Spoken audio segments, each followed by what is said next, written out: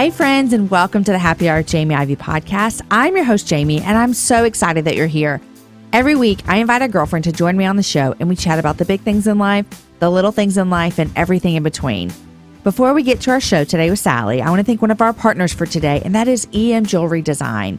After graduating with a BFA in Jewelry Design and Metalsmithing from Texas Tech University, Ellen Moat found a job working for a jewelry designer in Portland, Oregon. However, when her husband's job led them to Waco, Texas, it became clear to her that if she wanted to continue working in the jewelry industry, she was going to have to do it on her own.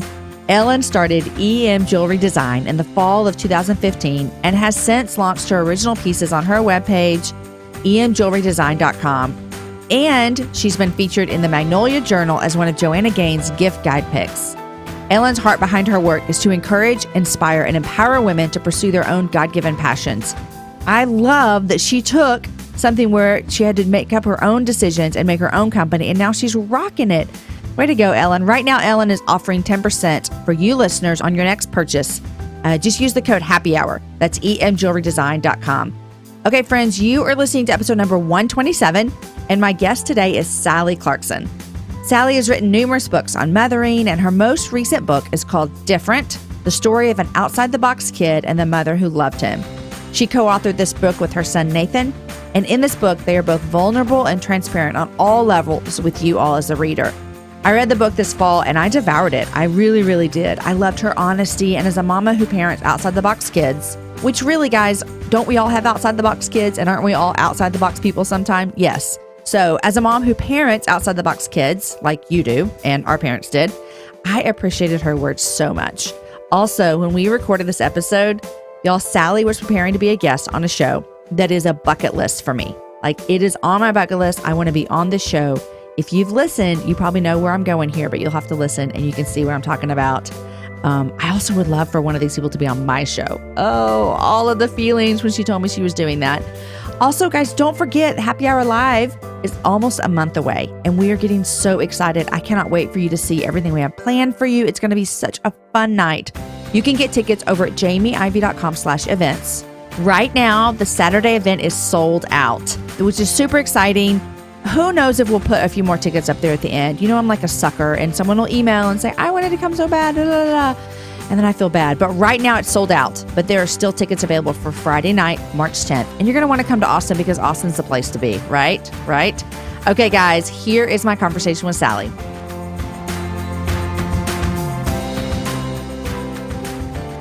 Hey, Sally, welcome to the Happy Hour. Oh, I'm so happy to be with you today. Thanks for having me. You're so welcome. I'm excited to talk with you. We have several mutual friends, and so I've known about you for a while, and I have to admit, I've read 2 books of yours now, one most recently, but I want to talk to you about something else real quick before we jump into that. Well, okay. You know what? How about this? How about you tell everyone who you are, and then we'll jump into something that I literally cannot wait to ask you about. So tell everyone who you are. Okay. Hi, everyone. I'm Sally Clarkson, and I'm just so happy to be here today. I have 4 kids. I love to write. I love my friends. And I'm so excited to be with you today. How many books have you written? This is my 13th. 13 books. How old were you when you started writing books? I was 44. I love that story so much because I know that there are a lot of like young mamas listening who feel like they just have something burning inside of them. And so it's super encouraging to hear someone say, hey, I didn't start writing books till I was 44. And look what I've done. I was so busy raising kids. You know, even I have a mutual friend, Sarah May, and I wrote a book with her. And we've talked a lot about this because I think that you have more to write about if you've failed a little bit, succeeded a little bit, changed your attitudes, gone through ideals, and you kind of gain messages as you go. So I feel like, if you're going to be a writer, write till you die. So.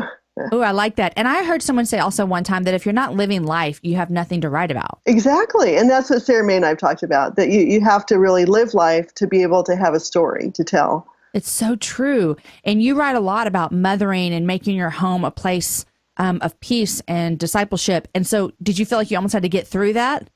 Did you start writing when you had kids at home still? Because I know you had one daughter later than the others. Am I right about that? Yeah, I did. I didn't even get married until I was a little bit older, and I had my first child when I was almost 31. And my background was I had worked in Eastern Europe and communist countries, and opened up ministries there and discipled women and worked with great people. And so when I finally got married, finally had a child, I'd never babysat, never changed a diaper in my life. Are you serious? No. Oh my goodness, no.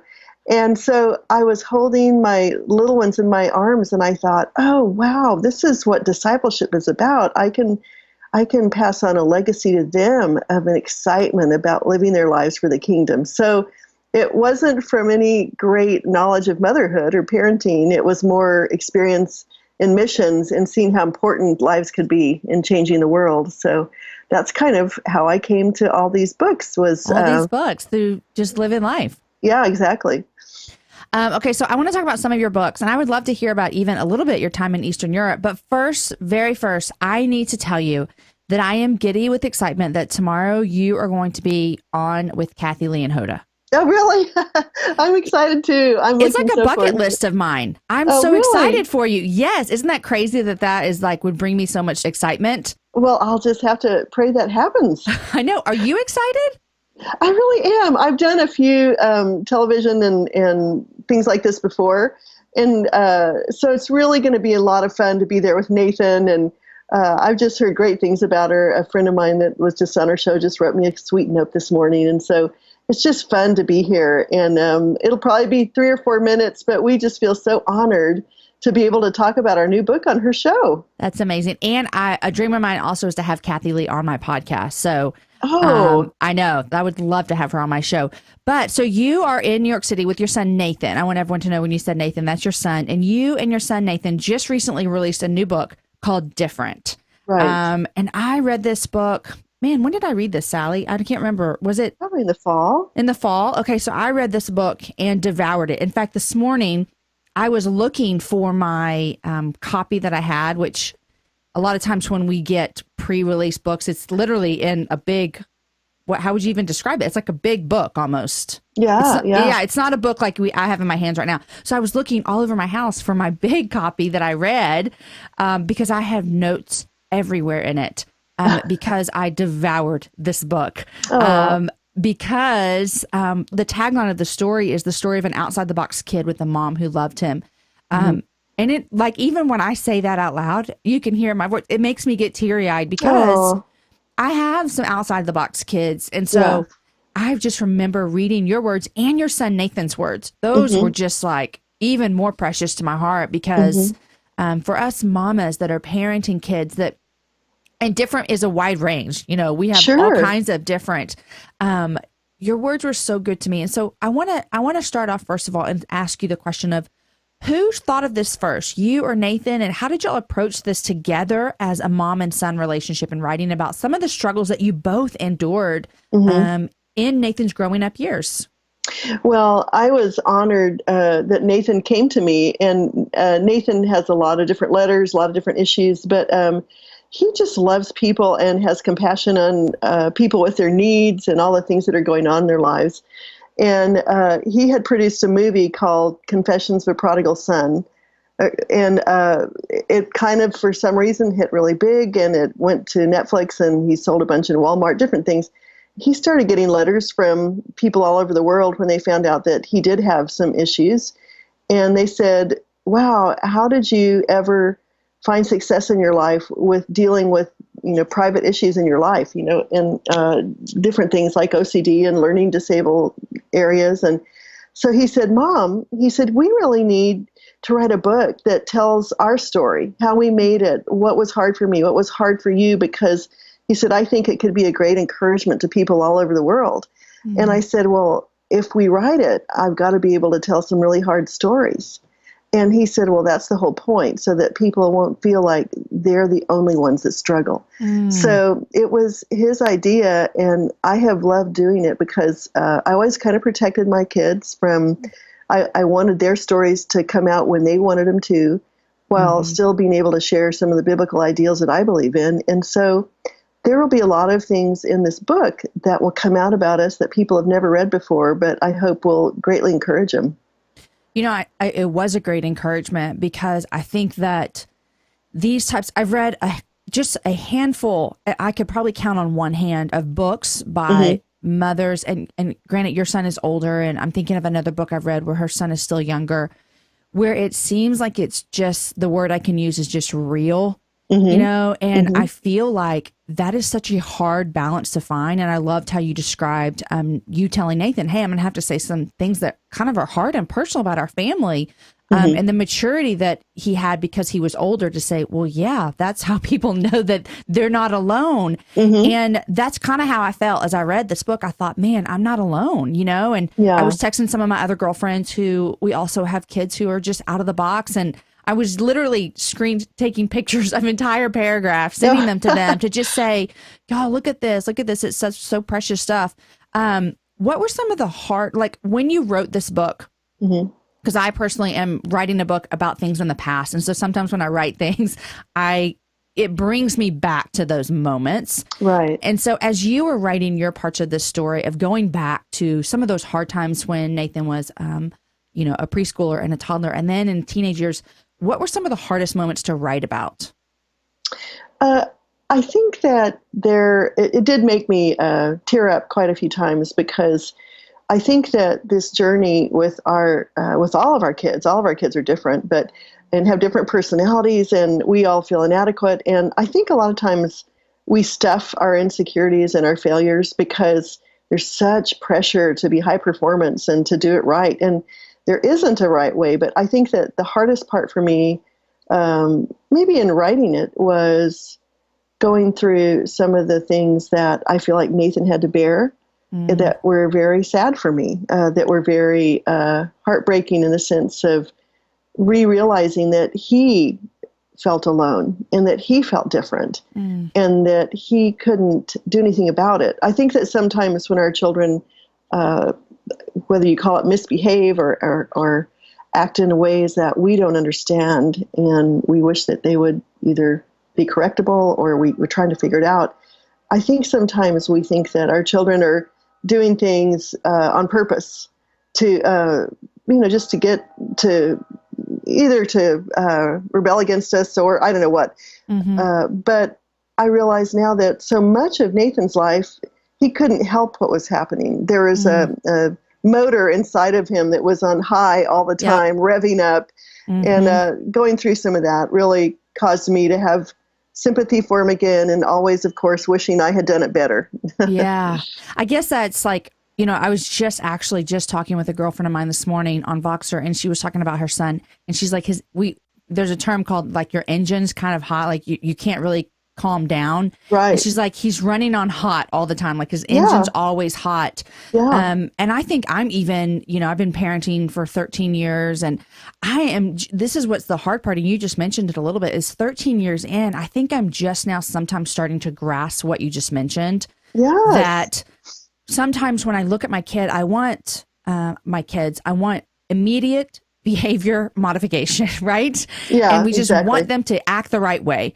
And I'm starting to look at some of my kids and realize that I'm not just starting this. I figured this out a while ago, but man, I fail a lot. Is like, I have to parent all four of my kids so differently. Yeah. I think that's the illusion, is that any of our children are the same. They're introverts and extroverts, and some are developmentally ahead and some are developmentally behind. And then all of us are sinful.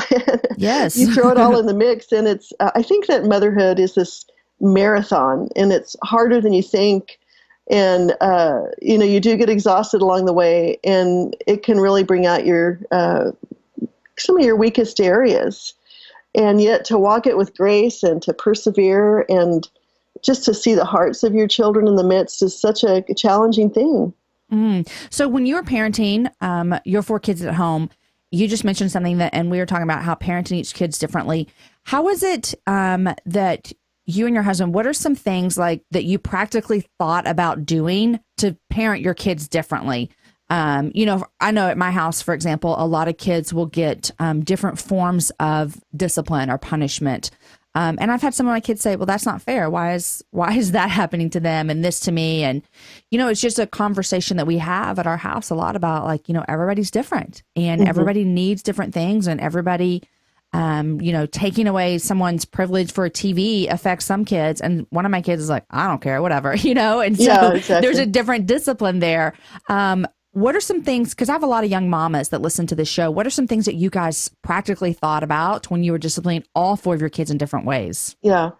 All my kids said that they hated it when one of them got in trouble because all of them got the lecture. Because, I use this as an example, but it seems like my kids always wanted to act out when I was at Sam's or some kind of big department store Oh, for or sure. grocery Yeah. store. And I was an equal opportunity mom. I just said, it's one for all and all for one. We are a gang and everybody's going to hear the lecture. But we kind of raised our kids saying, life isn't fair. I love you. I'm doing the best I can. But I'm going to treat each of you with the same respect and honor that I think your personality needs. But I think that one of our, I don't know, hallmarks probably as a family, as a ministry, as writers, is that Clay and I are really out of the box parents. We parent differently. We really would see all of our children.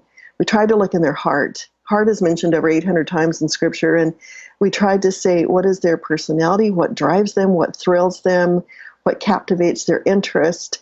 What are their strengths? What are their weaknesses? And we made plans every year for each child, what area we were going to work with that child on that year. And we tried really to not measure them by in-the-box standards, whether it was academics or what they should be achieving or certain lessons that they needed to take. But we tried to go in the direction of their interests and our puzzle as a family. And we kind of live very freely and by faith with each individual child. And I think a lot of parents have trouble releasing expectations and performance issues with their kids. And I think that if you don't give those expectations up, if you want your child to be a certain way, you're going to always be disappointed. Golly, that is so true. And I feel like the expectations, they're screaming around us. I mean, everywhere you look, I feel like this is what our kids are supposed to look like, whether that be online or just like voices of, we find our approval as a mom sometimes by if our kids look and act a certain way. Yeah. And so from your aspect, did you ever struggle with giving up that approval? I don't know for me if it was approval as much as comfort. Because I'm kind of an out-of-the-box person myself, and I realized that in writing the book again, that I always felt a little bit pushed down and stuffed into a box by some of the circumstances of my own family. But I think it's just that I am a personality type that kind of likes civility, and I like honor, and I like relationships to be good and strong, and my kids pushed my buttons because they would fuss, or the extroverts would get mad at the introverts, or, you're trying to read this great, fantastic, inspiring story, and one of the kids says, he touched my toe. Oh my gosh. Yes. He was on my side of the couch, and you think I was just going to make you into a great person, and you pushed me again. And so for me, it was probably more, could you just, know that I meant to bless you today, and you are drawing out one more lecture again, and it's your fault. So it was kind of more of a, I just thought if my kids would just know how much I love them and be good for one day, I could be such a mature mom. Oh, right. Couldn't we? Yeah. If they would just do what we wanted them to do. Yeah. So I feel like maybe my selfishness buttons, or gosh, I just wish you guys could just conform to me for once buttons. But yeah, I just struggled with myself because I had never been taught to be unselfish. Oh, and that's what motherhood does for you. I always say all the time that God, like, I had to be a mom, and I had to be a mom specifically to some of my kids so that I would know how much I needed Jesus. Because I think some of my kids, in a weird way, I would have parented very smoothly, and we would have had like struggles. Obviously, this parenting gig is not easy, but then some of my kids, like you said, they push my buttons. They bring out all of these sin tendencies in me. And I'm like, God, you had to do this, didn't you? This is for me. You're making me better, right? And so it's just funny how that happens with our kids. It's so true. I thought I was very spiritual when I was a missionary in Eastern Europe during the communist years. And then I had my children, and suddenly I turned into this sinful person. So, yeah, it took my kids to show me what I was really like. Oh, have you had to apologize to your kids for some things? Oh, have I ever had to apologize? I couldn't even count the times. But I think that's a part of a real parent is train your kids in the direction you want them to go and say, look, I am growing too. I am learning too. Would you forgive me for being ballistic yesterday? And I think that's a part. I think that one of the things, if I could say anything that this book is about and that my whole life is about, is that unconditional love is the foundation to me of all mentoring, of giving a stable, secure place that at the end of the day, my kids know that I love them, I know that they love me, and that we will always move forward by grace because there is a secure foundation that we have laid as a family. And I think that sometimes people think it's the rules they keep or the way they discipline, or should I spank or not? Should I do this or not? And I really think that a secure foundation for growing healthily begins with committing to, I want you to know that every day, no matter what, I will always love you. And that's kind of been the healing and the strengthening factor in our own families' lives. That's really good. And it feels like that we want our kids to just have this safe place that they know they feel safe. And one of my kids was just talking about this with another mentor in their life about, where do you feel the safest, and it's funny as they said that it was this vacation that we went on one time. We stayed in this house and we had unplugged, you know what I mean? Like we'd unplugged. And we were just in it like family 24/7, which just isn't reality in real life. I get that because there's school and jobs and stuff. But this week we had just unplugged and it was just our family. And it's interesting that is where that's one of his safe places that he says. And I look back when my child said that, and it made me really think like, man, it is so important that my kids feel safe in our home. And not that he doesn't feel safe in our home, but it just made me think about what was happening in that environment, that it is embedded in his heart as someplace that he felt really safe. And it was just that his parents were really like engaged in him, and for him. And there was no other distractions in his world. I want to talk real quick. You said something earlier that I think is really interesting and really hard as a mom. And you mentioned really focusing on the different strengths that each of your kids brought to the table. And you have 4 kids. I have 4 kids. I have so many friends these days with 4 kids. I feel like people are having more kids again these days. But I read something that you said recently, and you said, I had to accept each child with their weaknesses, strengths, and personalities. Then my heart was more open to seeing what mattered for eternity, preparing the soil of my children's hearts so that seeds of faith would grow there and that they would want to love God for themselves. When you talk about really looking at each child, what I'm hearing is, as a mom, this is a lot of intentional work that you're putting forth. I feel like sometimes in the world we live in, we can get caught up with not putting in all that work.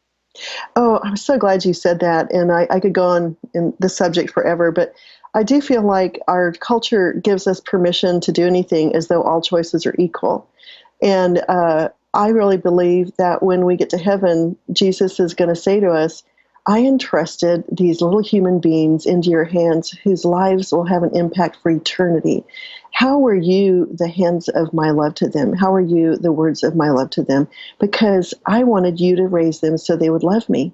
What did you do to make that a faithful work in your life? And I think that our culture undermines and maybe undervalues the importance of us raising real human beings for the glory of God. That one of the most important works of worship that we will ever do is to shape and form and take care of these precious human beings that we will have to answer to Jesus for someday. Because when I look at his life, I am amazed that he says, greater love has no one than this, than a man lay down his life for his friends, or for his friend. And I see that Jesus came from the throne of heaven to walk in the roads with common people, to kneel on the dirty floor and to wash 120 man toes, and to say, accept those children into your arms as I do.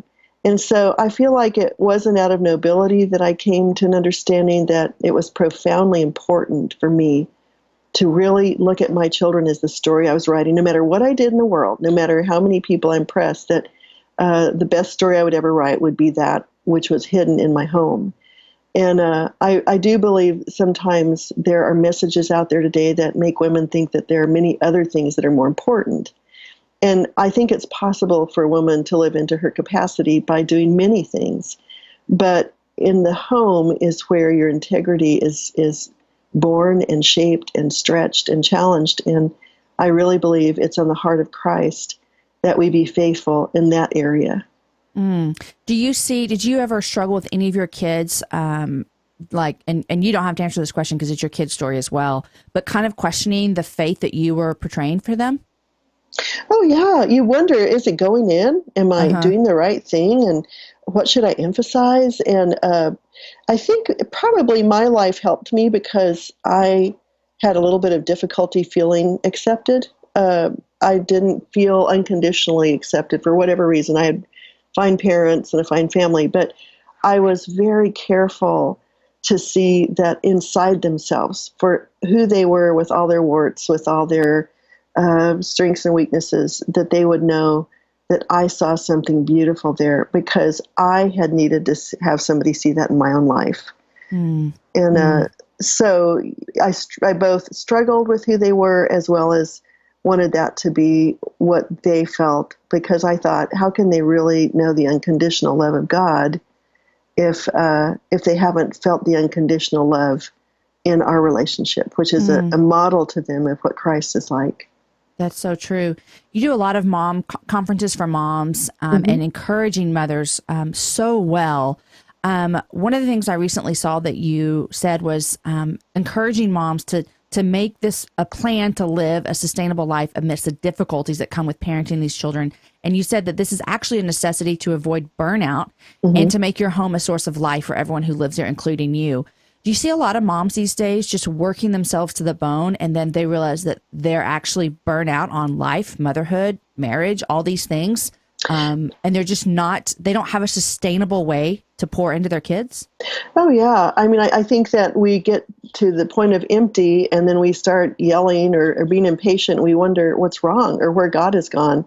And I think that we were never meant to live this way. We were supposed to have communities, neighbors, aunts, uncles, cousins, grandmas, right in our own backyard, who would take care of our kids with us, who would relieve us, who would let us sleep, who'd bring us a meal, who would invest in our children. And I think we've gotten used to a way of life that God never intended, living isolated lives by ourselves, totally responsible, having to be on every day, morning, noon, and night. And I remember when I was in my 40s, I was writing a book. I was taking care of my asthmatic every single night. She had nocturnal asthma, so she'd wake up from 1 to 3 every night. I had, oh my gosh, that's exhausting. I know. I'm tired thinking about it. Yeah, well, and I was just in this, I was, getting to a physical point of exhaustion and not feeling well. And this doctor said to me, well, you can die early if you want to, but you have to choose to make your own life sustainable, because you are on a long distance run, girl. And so I began to realize then that I needed to set boundaries. I needed to have regular times where I had fun, regular times where I could spend time with the Lord, and take off some time during the week. No matter what I hadn't gotten done, I take Sundays off. From Saturday night until Sunday night, I enjoy life, do fun things, eat chocolate, whatever. And so I do think that a wise woman is the woman who owns the boundaries and the strength of her life. And if you see yourself getting to a danger point, you need to talk to yourself and say, okay, what is this telling me about my body, my mind, my heart, my soul? And what do I need to do to see that I get strengthened again, so that everybody who draws from you will draw riches, not poverty? It's so good, because I feel as though it's so easy to just run ourselves to the ground with doing great things. And I think that's where a lot of women can decide, well, how do I say no to good things, And I think, I hear people talk about it all the time on this show, and we say it all the times, that when you say yes to something, you're saying no to, something else. And so it's a matter of finding out, what are my yeses going to be? And as a woman, I think sometimes we only put our yeses into our kids. And our kids, like you said, they're our greatest people that we're discipling. But we have to have yeses for ourselves as well. Like I have a good girlfriend right now who she just had a new baby, and another girlfriend of ours. We're all three mutual friends, and every time I talk to my other friend, my friend with this new mom is at her house sleeping while she holds her baby. And I'm like, that is just the best thing ever, and I'm so jealous that you're holding that baby all the time. But I'm also so thankful for that community that is surrounding this new mom, saying, "Hey, just come over and sleep. I'll hold your baby." And so it's giving her margin to rest, so that when she's awake, she's a great mom. Well, actually, that's why we started our conferences, and we do small groups for moms. We try to encourage them to, because I think a woman alone in her own home without a friend is a target of Satan, of discouragement. Yeah. And, two are better than one. A cord of three strands is not easily broken. And I think that in an isolationist culture, learning to cultivate friends, even if you're the one that has to start the group, have a few friends over, meet at a coffee shop, make a regular time so that you can have fun, pray for each other, share each other's burdens, because that's how we were intended to live well, with a community of like-minded people who loved us, knew us, with every possible strength and weakness, and still loved us and would be there for the long run. And you have to make that a goal, and you have to invest in people for a long period of time for that to happen. Yeah. And I think it has to be a proactive goal too, Sally, like thinking, I'm not going to let myself get all the way to the bottom. Right. Because when we get to the bottom, it's sometimes hard to pull ourselves up because we feel as though we're at the end. That's why I really love when I don't get to do it very much often anymore, but going to speak to MOPS groups, because it's just these women who are mothering all these preschoolers, and they just get to show up one day a week without their kids and have breakfast, and they're just so sweet and so cute. And so I love that. I mean, I remember when I had little kids, I never went to Chick-fil-A so much in my whole life because they had a playground there and my kids could eat, and my friends and I could sit and talk and eat. And it was just, you just find those ways to get connected to people. And everyone, when you have kids, you want to get out of the house, right? I mean, just go someplace. Exactly. And I would see, even for myself, that when we had been in the house too long, we live in Colorado, and, when the snow is there, you're just stuck for so long. And even when I lived overseas, I would throw the kids into the tram or the subway, and we would go downtown. There was this big hotel, and I would let them run the length of the lobby, pretending I didn't know who they were, just so they could get their little energy out. Because that's hilarious. We bothered each other less when the kids had a place to run and be and have fun, and then we could go home and be okay again. But I think it's so important to figure out what are those anchors in your week and in your days so that you can run this long-term marathon and do it well. Yeah. And sometimes it also has, having people show you where they see weak areas in your life where that might fall to prey. Yeah. I know that's been given for me. And some people, maybe your husband you have a relationship. Hopefully maybe your husband can bring up something like that and be on board to make margin for you also to get some break as well. I read this quote recently from your book, and it was actually a part that Nathan wrote.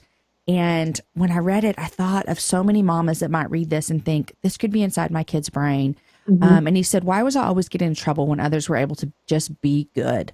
Was I bad? Was I messed up? Did God make a mistake when he created me? I would wonder these things, wishing I could just be normal. And I read that and I thought, man, I wonder how many of our kids have these thoughts playing in their head, but they just don't know how to say that out loud. Right. When did Nathan start verbalizing those thoughts to you? Really not until the past few years. I think that he's an extrovert and kind of a very powerful, type of kid. And I think that as I look back now, I realize that he was feeling a lot of those things. He was thinking those thoughts, but I didn't know they were there. And so I'm so glad that he wrote that, because I think a lot of the times moms attribute the wrong motives to their children as though they're, doing things on purpose to be bad. But I think that one of the things that helped me was eventually, it was much later in his life, like when he was 14 or 15, one of the people that was assessing some of Nathan's issues said that most of us have this ability to confine our focus to the person who's talking to us, or, the meal that we're cooking or whatever. But that Nathan was firing on every issue. Like if I was talking with him, he was hearing the car passing by outside, the bird that was singing, the dog that was scratching his little leg, the child that was moving. And so his brain didn't have as much opportunity to focus. And the only way as he could really express that as an immature young child was with frustration. And so I was glad Nathan wrote that, because I think that we need to see our children as those kids who want us to look inside and see the hero within and to speak forward. I know this is hard, but I think you're going to champion, music, or you're going to tell great stories, or we need to give our children hope so that they can feel successful at some of the things that they do. And I know Nathan, even in the book, wrote that he loved being able to come home and be as loud and as questioning and as debating as he could be, because he needed home to be the place where we liked the person that God had made him to be. And that's what all of us need. We all need someone to know us and still like us. That's so true. I need that, right? I do too. Yeah. Yes. Please know me and still like me after you know everything about me. You do that so you kind of addressed what my follow-up question was going to be, is if you just heard him express these thoughts that he was having, at an older age, that he was actually feeling at a younger age. My question for you is, talking to us mamas who may think, man, is this my child? You did just say, like, find something to encourage them in, to grow in that area. Do you have anything else that you would tell us? Like what would you have done differently had you known those thoughts were in his head? Well, I did a lot of things by faith that I think reached his heart. I would notice what he loved, and then I would try to give him ways to do that. I always had dress-up clothes because he loved imagining stories. He loved hero tales, and I would tell him he was going to be a hero, and then I would give him a little plastic sword and a cape and say, go out and save your world. You have 15 minutes to play as much as you can. And we always tried to find things that our children were good at and not over-focus on the things that they had difficulty in. So we gave Nathan magic tricks, like sleight of hand, and he did magic show parties for kids at birthday parties. We gave him tennis because he was coordinated with certain things, and he could excel at those things as opposed to small hand-eye things. Yeah. And, we took our kids to many interesting places and hands-on places and adventuresome things. They traveled with us all over the world because we felt like there was a lot more to life than just sitting still and filling out multiple choice questions or fill in the blank papers in school or at home. But I've gone on so long now I don't remember the question. Well, I just love, I've seen you do that in just all of your kids, because they're all doing different things in their world, and you've really zoned in on what they're doing. And that's something that just over I would say the past year or two, that Aaron, my husband, and I have started doing with some of our kids, is really just finding, hey, we see this in you and we think it could be something, and letting them have the ability to explore that and do things with that. And I know that we could do so much more, but I do see that that's something we've been doing. And as we've been doing that to some of our kids in particular, we've seen them blossom. And just knowing, hey, I can do this, and my mom and dad believe in me. Good for you. And I think that goes a long ways, for our little kids' hearts. Well, I just want to tell you, Sally, I want this book to get in a lot of mama's hands, because just the way that you're going to encourage people who are parenting all kinds of out-of-the-box kids. I mean, this goes from the range that this goes is so wide. And so it's mostly, to me, it was such an encouragement to feel like someone knew what I was walking through, and just to see like the other side. And although I can't see the future, I don't know where any of my 4 kids are going to end up. I just pray to God that, that they follow him. And so love it. And I'm going to put links up in all of my webpage and stuff for the book. So thank you so much for talking about that. Okay, friends, before we get back for our conversation with Sally, I want to also thank one of our other partners for the show, and that is Noonday Collection. I'm a fan of Noonday, and right now they have a spring line that is launching February 16th. That's next Thursday. Their brand new line launches, which is super fun to see a new line come out because it's all new jewelry. They keep some from the past, obviously, but they have all new pieces, and I've got my hands on several of them, and I'm in love with them. Guys, right now, if you host a Noonday Trunk Show between February 16th and February 28th, You could earn gifts from some of their partners over at Lindsay Letters and the Objects Enthusiast. And you could also qualify to be entered to win a trip to Austin, which that would be super fun. Guys, what you need to do is just contact your local ambassador to book a show today.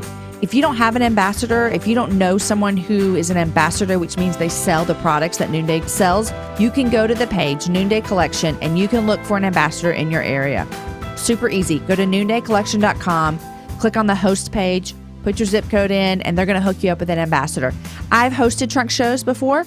My ambassador's name is Krista Box, and she's fabulous. So I encourage you guys, contact your ambassador or find somebody in an area close to you that can host a show for you. Again, if nothing else, go check out their new line and check it out and see what you might need for yourself.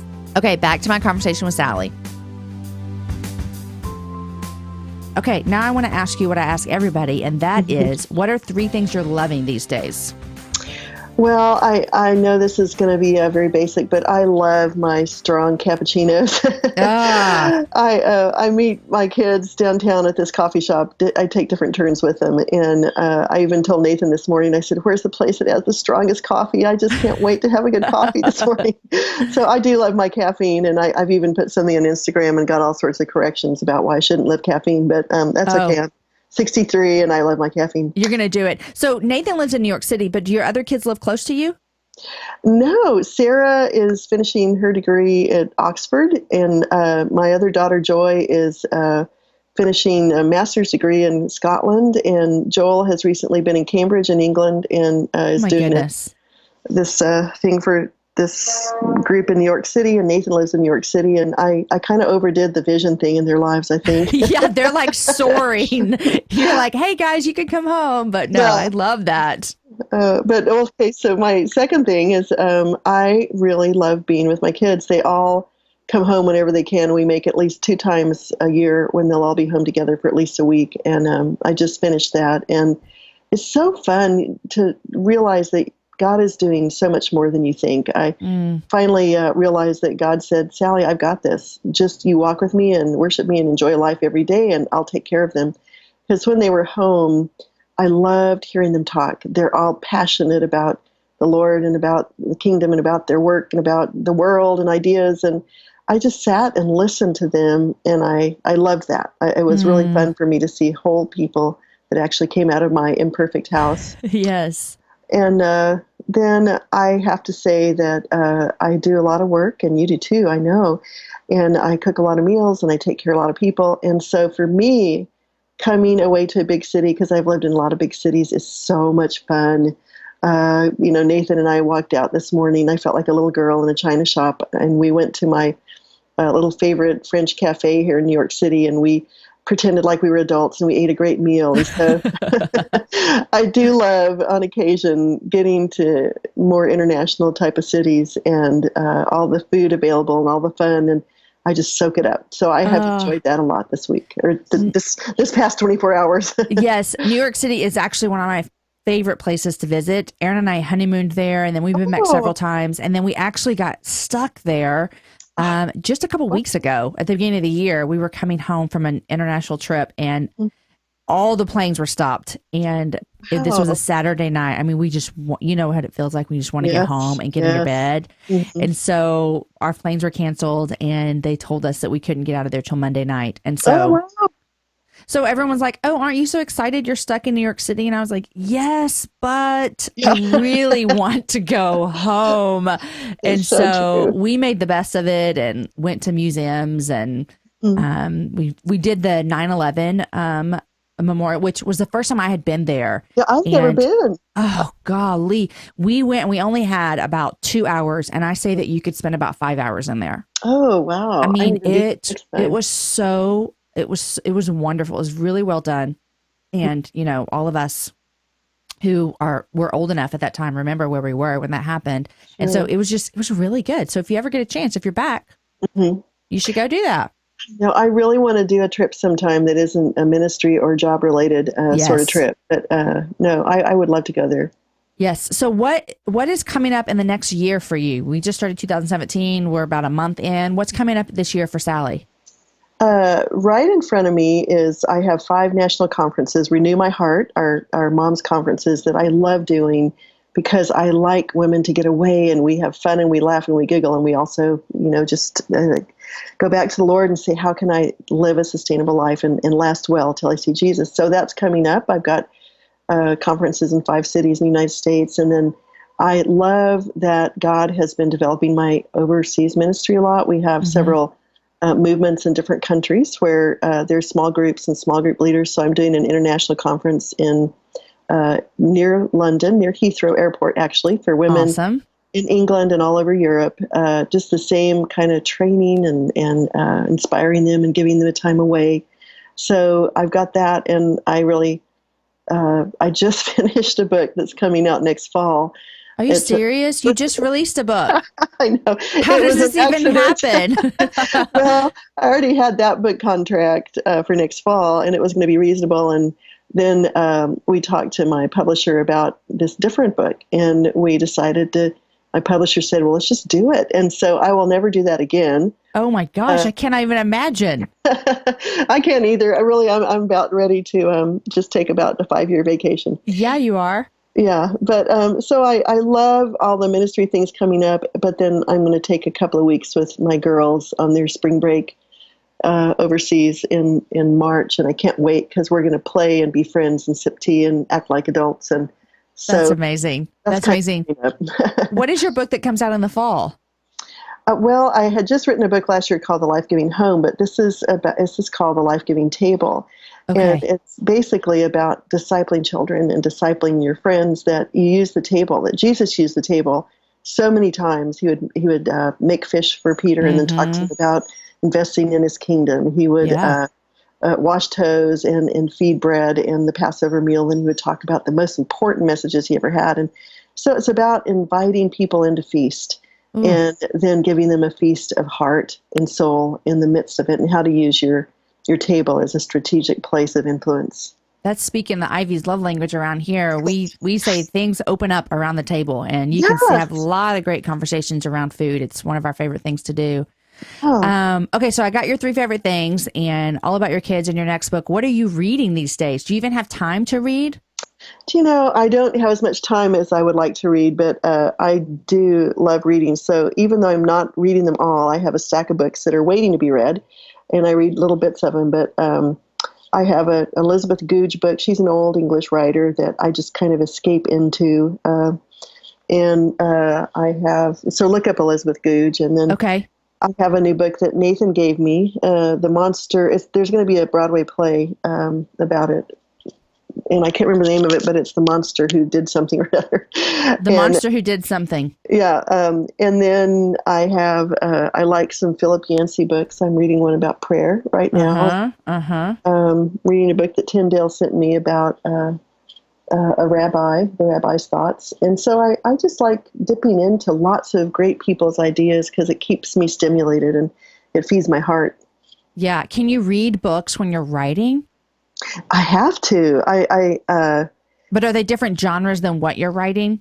Yeah. Okay. Yeah. I have to keep having my quiet times because I want my books to be fresh and not just old messages. And so I'm trying as hard as I can to be consistent with quiet times, even if it's 5 or 10 minutes a day. And then I do try to read books that I think are people who've thought deeply or more deeply than me. Yeah. And feed my soul. And then I have to just do some fun things too. So I'm looking for some great movies. If you know of any great movies you've seen lately, let me know, because movies are also a fun thing for me to escape into. I was just telling someone the other day, I don't remember the last movie I went and saw. Oh, I know. That's like, how I feel right now. Yeah, but I even just thought, I think I'm just going to get together with some girlfriends and go see a movie soon. That would make me so happy right now in my life, is to go to the movie theater with some girlfriends. I can't remember the last movie that I saw. Sally, I am no help. I am no help at all. We both need to lighten up, don't we? We do. I love, it was probably a movie. I went to the movie over Christmas with my kids. Our whole family did. Aaron and I, when we were dating, went to movies all the time. It was like our thing. We go to dinner and a movie. And now, 4 kids, super busy. It's like, if I want to go on a date with Aaron, I want to go someplace that we can talk. And so movie is like every once in a while for us, even though we both love them. But I need to get out. But you'll be watching movies on your international flights, so you can catch up there. There I go. Yeah, I just need people to tell me what's the best one to see. I know. I'm kind of like that too. Well, Sally, it has been such a joy to chat with you today. I am a fan of this book, and I'm excited for you and Nathan, and thankful for you guys for putting your words out there and being vulnerable with your story, because your vulnerability and you pointing all of us to the gospel is going to actually be such a breath of fresh air for so many women in their parenting journey. So thank you so much for doing that. Oh, I so appreciate it. And I was so encouraged that you enjoyed it too, because I feel like those of us who walk this journey need to just feel like we have friends that are doing it with us. So that was my hope for it. Thank you so much, Jamie. Yes. And I will let everyone know where they can find you online and where they can get your books and all those kind of things in the show notes over at jamieivey.com. So, Sally, enjoy Kathy Lee tomorrow. I certainly will. And if there's ever an opening, I'll say, and Kathy Lee, I know somebody who wants to interview you for a great podcast. You do that. That is the truth. Kathy Lee needs to come on the happy hour. That is so fun. Okay. Well, thank you, Sally. Okay. Thanks a lot. Have a great day. Okay, guys. I know that some of you adore Sally and you've been inspired and encouraged by her for years. And for some of you, that was your first time to meet her. I hope that no matter if you've known about her for years or if this is your first time, that you were encouraged and inspired by our conversation, no matter what stage of life you're in. Guys, I also want to thank another one of our partners for this show, and that is Revell Publishing. Guys, the best marriages are not perfect. Marriage is about walking together through all of life's ups and downs, its challenges and triumphs. Collecting true stories from some of today's best writers, Don Camp invites you to reflect on the heart of marriage. With beautiful photographs and poignant prose, this collection is perfect for the good days, the hard days, and all the days in between. With stories from Crystal Payne, Lisa Jo Baker, Alexandra Kirkendall, Holly Girth, Shanti Fieldman, Renee Swoop, Richard Paul Evans, Kristen Welch, Mo Isom, and so many more. This book is one that you're going to want to pick up. The Heart of Marriage by Don Camp, and you can find that at Amazon.com. Guys, today's show was edited by Logan Garza, and the music is from Jason Poe. Next week, my guest is my friend Julie Manning. Julie is a personal friend of mine that attends my church and loves Jesus with everything that she has. A few years ago, she experienced a traumatic heart failure, and God is continuing to use her health issues to draw her closer to Him and to allow others to love Him more because of her journey. You're going to adore her, I promise. Guys, tomorrow I'm heading to Houston to hang out with some fabulous ladies at Faith Bridge Church in Spring, Texas. I hope to get to meet some of you listeners there. Guys, enjoy your week. Share the show with a girlfriend and have a happy hour with a friend. I will see you all next week.